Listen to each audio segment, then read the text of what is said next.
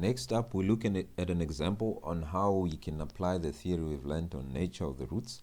If you look at the first question, it asks us to, let's just read the question. It says, determine the nature of the roots of the following equation without solving the equation, right? So that's the type of question you would get on nature of the roots, right? As we've said, in order to determine the nature of the roots without actually drawing the graph, we need to first determine the value of delta, right? Delta is defined as b squared, right, minus 4ac.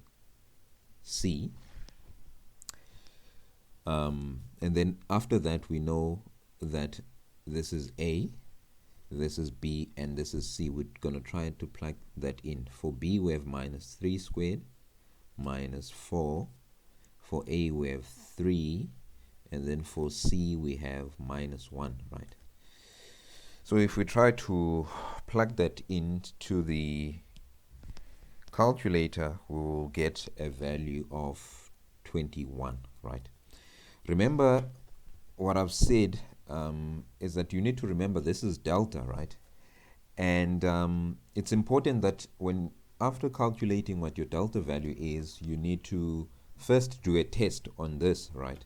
Because you know, actually, when you're solving for roots, that the delta belongs to a square root on that equation. So if you perform a test on this, right, and try to say, okay, let me just perform a test here. What is the value of square root delta, right? You'll get a value it'll just be, you can just try it out, you'll see it'll be a long decimal value that if you look at it, you can't express it as a quotient, right? So now you follow this procedure. You say, okay, here are my roots, right? I mean, here's my delta value, right? And if I'm looking at this, I have delta.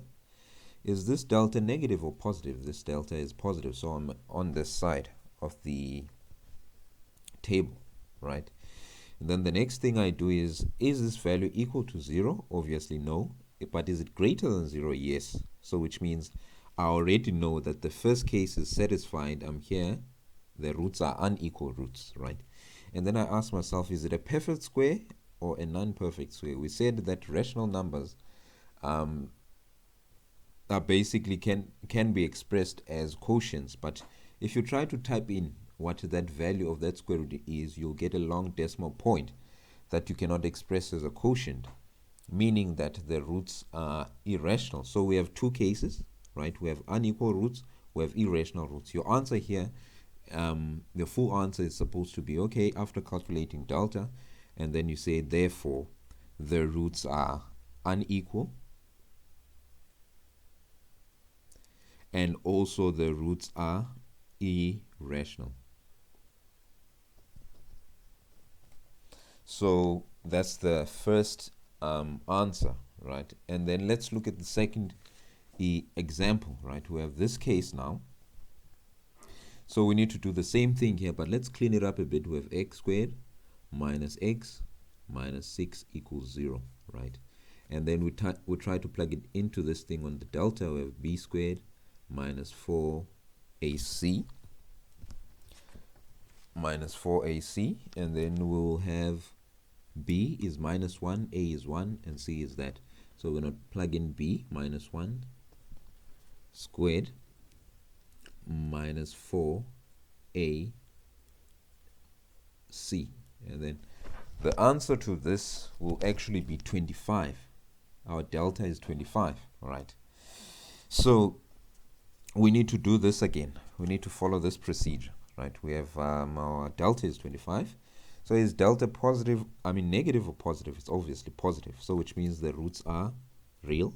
It's the first case. The roots are real. Sorry, I forgot to indicate here. I'm supposed to say the roots are real.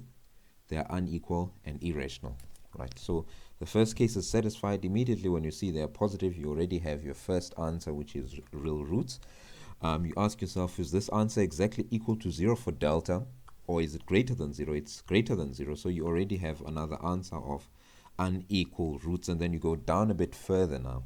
you ask yourself, is it a perfect square or non-perfect square? In order to do this test, you need to actually plug this value, which is delta, for a test, right? I said you need to plug square root delta. That's how you test, right? So here our delta on this problem is 25, right? So that means if we plug in for test here to see whether the roots are rational or irrational, the square root of 25 is 5. So this number can be expressed as a quotient, right? It doesn't have many decimal points that cannot be expressed as a quotient. Therefore, the roots are rational roots. So our answer here to this problem, we need to write that the roots are real roots, real. The roots are unequal. The roots are rational. So this is how your thought process should be. And bear in mind that in the exam you won't actually be provided with this. I'm just giving you the type of thought process. So you need to make sure that you are able to follow this thought process. And in our next video, we'll look at a rather more complex solution. So make sure you watch the next video.